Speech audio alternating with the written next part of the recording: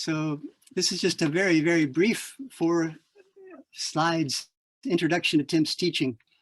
Thanks for joining me. I'm glad you're all here. And I think, first of all, my priorities for my students, I, first of all, want them to be physically and mentally healthy and have well-being. And I'm also concerned about their happiness. And then maybe their knowledge and life learning is probably my third goal. And their English learning, and this is what I'm hired for, is actually in 4th place. But it's far down the list. I'm hired for it, but I cannot do it well without concern for 1, 2, and 3. And I think every teacher is probably that way as well. Okay. Yes. Yeah, I think that's going to be it for there. I'm going to stop sharing there, and I'm going to go to another share.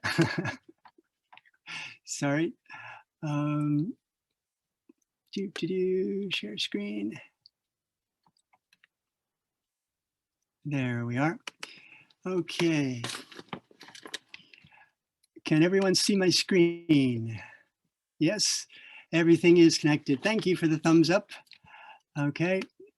So the neurobiopsychosocial eco-educational, it's a big long word, but it's just trying to put everything in together and realize that we are complex people and we need complex understanding, okay, in order for all this to happen, all right? And I already said thank you to Yoko and to Jason. So I can move on a little bit here. I'm going to jump straight to the chase and talk about lost connections. It's a wonderful book by Johann Hari. And if you've been in my classes, you've probably heard about it already. And basically, he says that because of lost connections, we have a pandemic, if you like, of depression, but this was back in 2018 already, okay? And let me just show you one more set of slides here. There's 9 disconnections that he talks about, okay, and in length, and 7 ways of reconnection, okay? So he says that many people, because they are depressed and they have a lot of anxiety because they are disconnected from meaningful work, other people, they're lonely, especially in the pandemic now, their meaningful values, childhood trauma, and status and respect. And they need contact with the natural world also. I miss going to the mountains and skiing this winter. Hope for the future, okay? And yes, to an extent, 8 and 9, that's what he was talking about, our genes and our brain changes. And this explains the billion-dollar antidepressant industry, but really it's a small percentage of the causes. And the other disconnects are much bigger. So then later on in his book, he talks about 7 ways of reconnection. And basically reconnection with other people. We need other people. And I've noticed myself that I get so happy on Zoom, giving presentations or talking to my students. And I realize that it's because I'm not doing it face-to-face. I'm not meeting so many people and I need more contact with people. Social prescribing, joining singing or volunteer or sports groups, that was another way that's not really possible so much now, but we still can join the Zooms. Yeah. 3, meaningful work. Some of us feel like our work has not been so meaningful now if we're just teaching online and with Zoom. And we need to find out ways to make it more meaningful. And I'll talk about that later on, I hope. And then meaningful values that you have, that you're getting tossed aside. I value face-to-face communication with people very, very much. And it's not being rewarded at all now, okay? Sympathetic joy for and with others while overcoming addiction to the self. That's like helping other people, okay? I was thrilled yesterday. I was biking down to get a bento from a store, and a woman had her baby in her basket in front, and her hat had flown off, and she was trying to reach down to grab it, but she couldn't hold her bike at the same time. And I rode my bike up beside her, and I picked up her hat and gave it to her. And she smiled at me and she said, "Oh, thank you so much." And that little bit of socialization just made my day. Okay. So that's sympathetic joy with others. Okay. And then acknowledging childhood trauma if you actually had it. Okay. And trying to confront it. And number 7, restoring the future. Having some sort of something to look forward to. In the BioPsychoSocial questionnaire that I give all my students, there's a question at the bottom. What are you looking forward to? What are you looking forward to? It's trying to get them to notice that they have hope for the future. Okay. Okay. So next slide. The second book that was in here, The Structure of Healthy Life Determinants, it's also 218, but it was published here in Japan by 2 Japanese editors. One was a graduate student of mine who did her PhD and finished about 5 or 6 years ago. And she was in a presentation course of mine at Wyo Women's University. And this book is just amazing. And she contributed quite a bit to it. And this is what is so amazing about it. They did structural equation modeling, connecting environmental conditions to socioeconomical conditions, to psychological, to physical, to social. All those are interconnected to a healthy life expectancy, okay? And we shouldn't ignore them. And my goal in my class is to try and involve students in searching for these a little bit and doing them to somewhat degree. Okay. Some of you, I'm sure most of you probably have already seen Maslow's hierarchy of needs. This is from the 1940s. Okay. And it is saying more or less the same thing, that everything is connected. Of course, we have physiological needs, food and safety, but then we have more psychological and sociological needs of belonging and love and esteem and self-actualization, okay? And it's not completely different from this, okay? All right. And so what I'm going to be going into real quick here is the biopsychosocial. And in the 1960s, the biomedical approach was dominant, really. And basically the biomedical model said that there's something wrong. If you're sick, there's something wrong with you biologically and only biologically. And doctors didn't have much bedside manner. They weren't socializing very well, okay? But soon after that, in the 1960s, people started really talking about how psychological and social conditions can make us unhappy and make us ill even. And this is from Why Do We Do What We Do? It's a book by Deci and Flast, Deci and Ryan, Self-Determination Theory. And I'm just going to read this to you.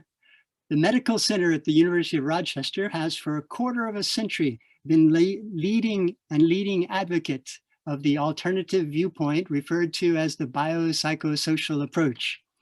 Illness is understood as having many facets that involve an interplay of natural systems, including chemical, neurological, psychological, and social.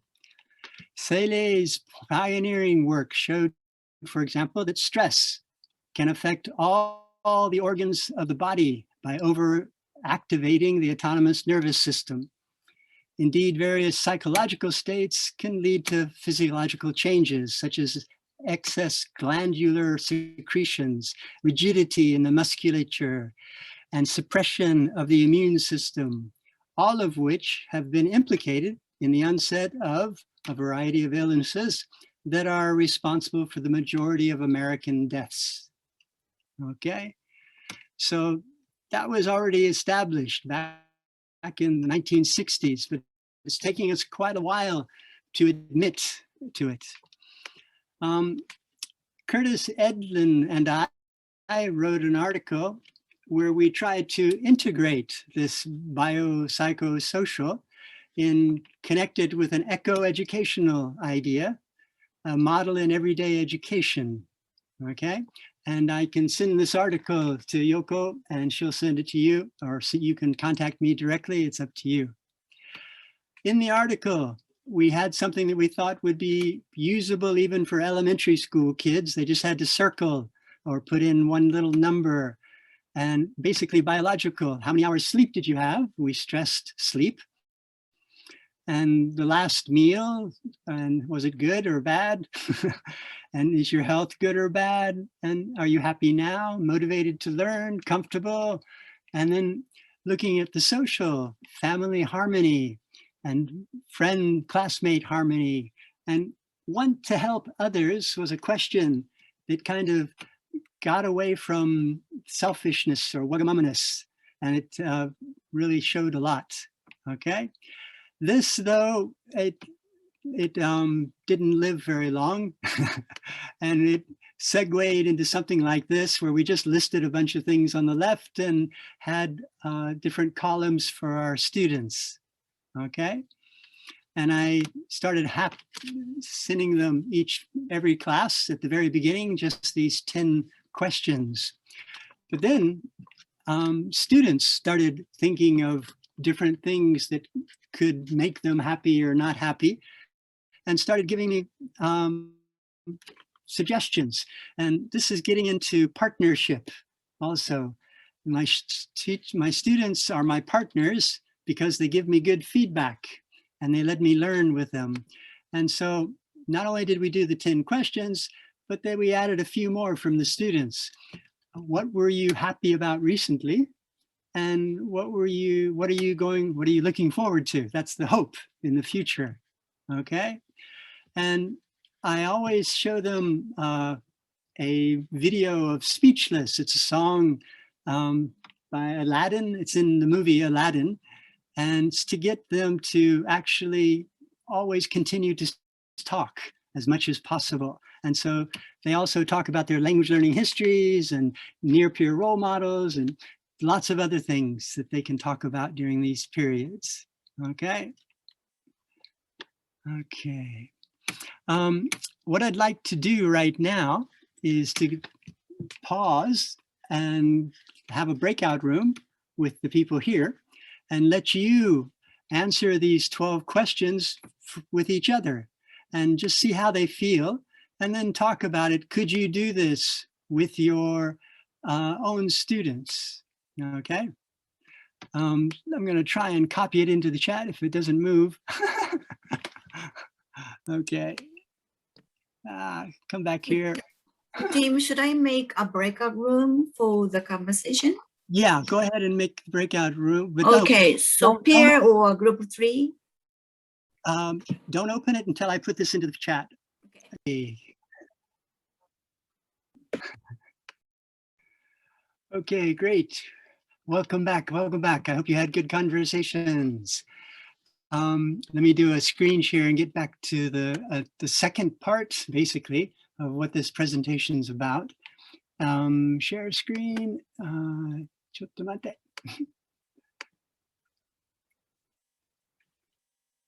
Yes, there we are. Okay. Most recently, actually 6 months ago, I guess, I got a book called The New Possible. And in this book, there was a chapter by Eisler, who was a woman originally from Austria. At the age of 6, her family left Austria because the Nazis invaded, and they went to Cuba and then to America, and she grew up mostly in America. She became an anthropologist and then a lawyer and an activist, and she's a writer of a lot of books.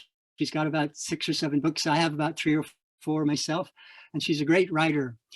And her main thesis is this description of a dominator, male mostly, and a partnership, female mostly, okay? And the styles of living, and we all have choices of whether we follow the dominator or the partnership roles in our lives, okay? As a teenager, I played American football, a very violent game and domineering type of game that I now recognize as kind of a stupid game that causes senseless violence and similar to rugby and lasting injuries. I'm feeling them now in my old age, okay? But I'm still attracted to it, and I watch games on the internet, but I'm attracted mainly to the passing game. And I realized that that's kind of more of partnership. It's like soccer, kicking the ball back and forth to each other and doing it not in a dominator way of violently hurting someone, but of a partnership way, okay? And it's, this partnership is extremely powerful, okay?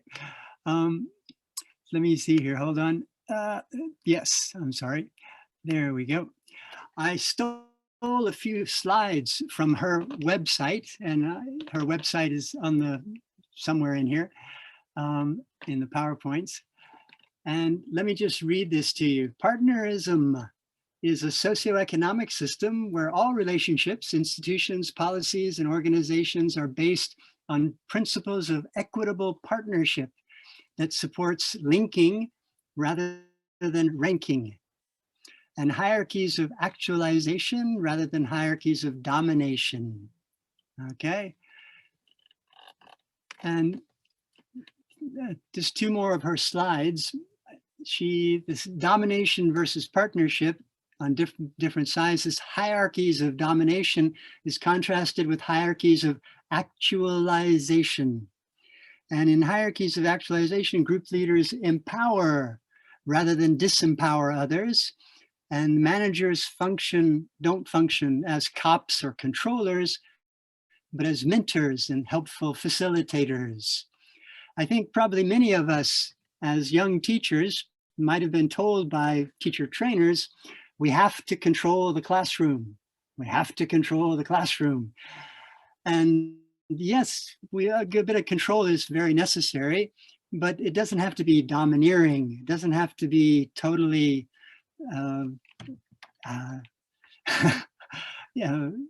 dictator-like, okay?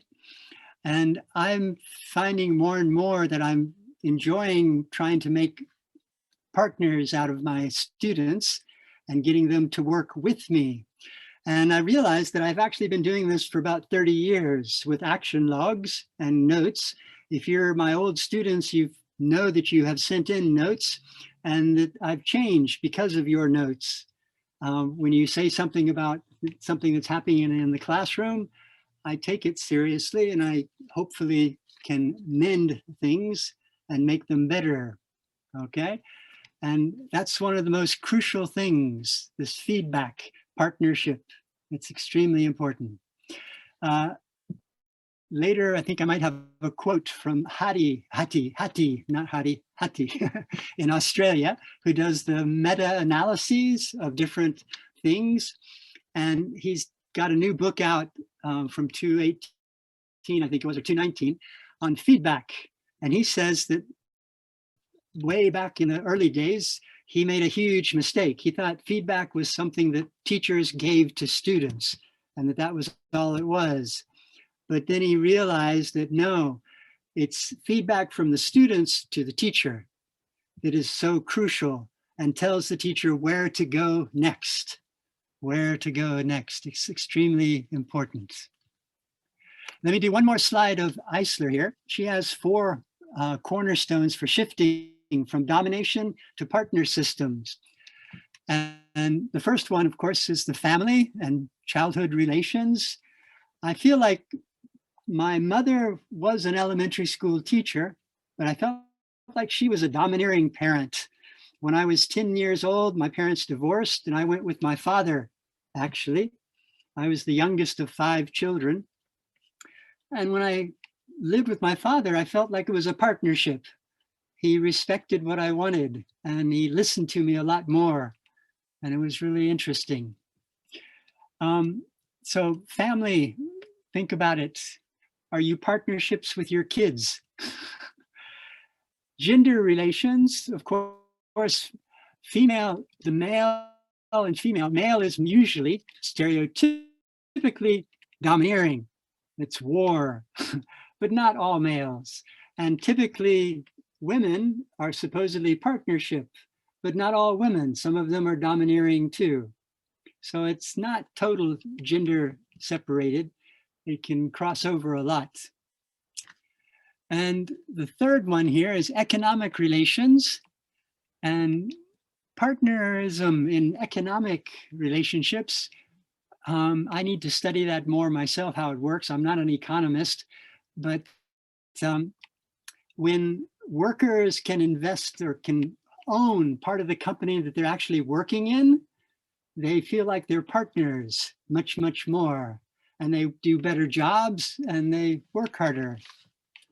Yeah. The last cornerstone is narratives and language. That's our field. We tell stories and we talk. And so that's one thing that we really like about this. Okay. And let me read what I wrote here at the bottom. I just want to make it more explicit in the first above. The teachers as well as parents should try more partnering with their students to understand and learn better. Of course, this depends a lot on how we language our positions, story our past, and partner our students, which is included in the fourth cornerstone. Okay. Okay. This is just that part about from Hattie and Clark about feedback. And he says, but let us be clear here, it's not so important that teachers need to give good feedback to students. It's the feedback that students give to teachers that is important. And he cites himself saying, the mistake I was making was seeing feedback as something teachers provided to students. I discovered the feedback is most powerful when it is from the student to the teacher. What they know, what they understand, where they make errors, when they have misconceptions, when they're not engaged. Then teaching and learning can be synchronized and powerful. So feedback to teachers makes learning visible, according to him. Okay. All right. Okay. I think that was 35, 39. Okay.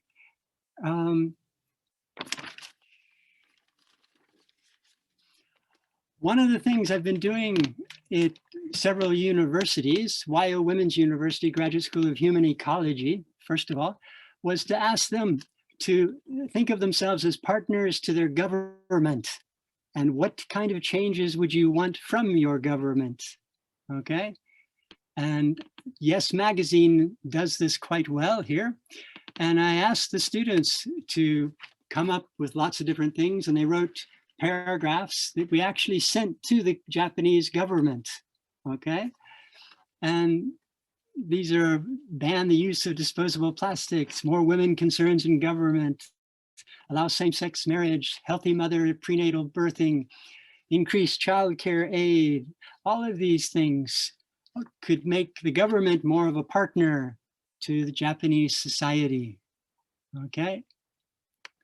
So in another class, undergraduate class at Kanda University, I just asked them to write down 3 things that they wanted to change from the government, and they did, and it was really, really nice. So the idea is, can we make the government a partner. That sounds really strange, okay? But could we partner our government and get them to listen to us, okay? They do polls, but I don't know how big their ears are, okay? So it's kind of strange. I'm gonna ask you in just a moment to go into a breakout room and what 3 things do you want from the government to make your country better, okay? And that's, but before I do that, I'd like to play you a quick video. Just, it only lasts for 4 minutes. And stop share there. And let me get it up here. Where is it? Here we go. Okay, let me screen share.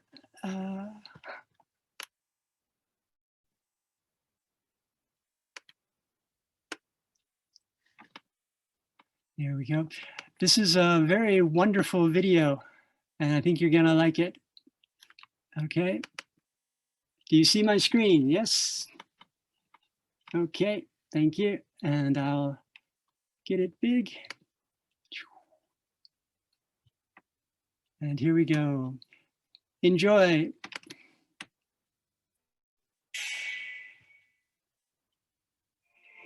Fun fact, planet Earth is 4.5 billion years old. Mankind, about 140,000 years old. Let me put that in perspective. If you condense the Earth's lifespan into 24 hours, that's 1 full day, then we have been here on this planet for, drum roll please, 3 seconds. 3 seconds. And look what we've done. We have modestly named ourselves Homo sapiens, meaning wise man. But is man really so wise? Smart, yes, and it's good to be smart, but not too smart for your own good. Yes, we have split the atom. Yes, we build clever machines that navigate the universe in search of new homes, but at the same time, those atoms we split created nuclear warfare. In our quest to explore the galaxy, rejects and neglects the home that we have here now, so no, that cannot be wisdom. Wisdom is different. While intelligence speaks, wisdom listens, and we willingly covered our ears to Mother Nature's screams and closed our eyes to all of her help-wanted signs. Wisdom knows that every action has an equal and opposite reaction, so if we were wise, we would not be shocked when we see storms that are stronger than ever before, or more drought, hurricanes, and wildfire than ever before, because there's more pollution than ever before, more carbon, more trees cut down than ever before. At a record pace, we have increased the extinction of animals by 1,000 times the normal rate. What a feat. In the next 10 to 100 years, every beloved animal character in every children's book is predicted to go extinct. Lions gone, rhinos gone, tiger, gorilla, elephant, polar bear gone in 3 seconds. Species that have been here longer than us will be gone because of us in this 3 seconds. In an existence shorter than a Vine video, we turn the circle of life into our own personal conveyor belt. Somebody, anybody help. We were given so much, the only planet in this solar system with life. I mean, we are 1 in a million. No, actually, scientifically, we are 1 in a billion, trillion. That's a 1 followed by 33 zeros. And I don't want to get too spiritual, but how are we not a miracle?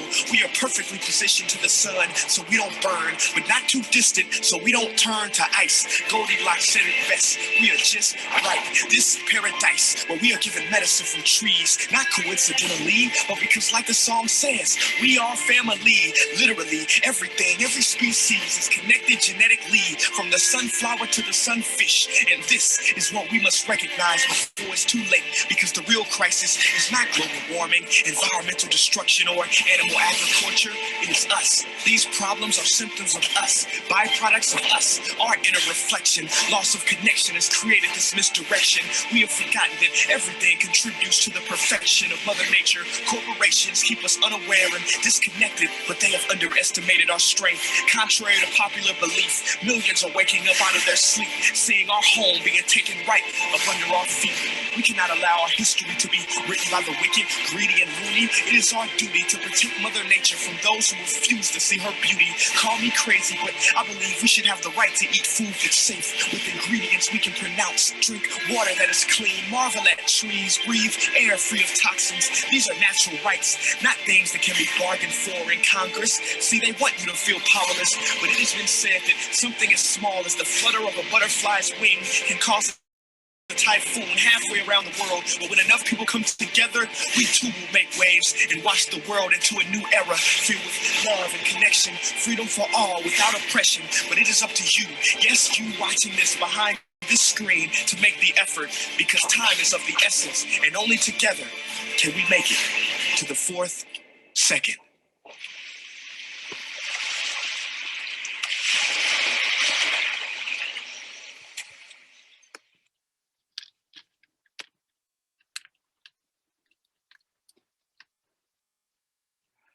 Okay. Yoko, do you want to make breakout groups? Sure. Okay. So What I'd like for you, we're all back. Okay, I hope you all had good conversations. I wish I could read all you write, and if you can send me your notes later, I would love them. Yeah, that would be really, really, really great. I had a nice talk with Yoko, and yeah. So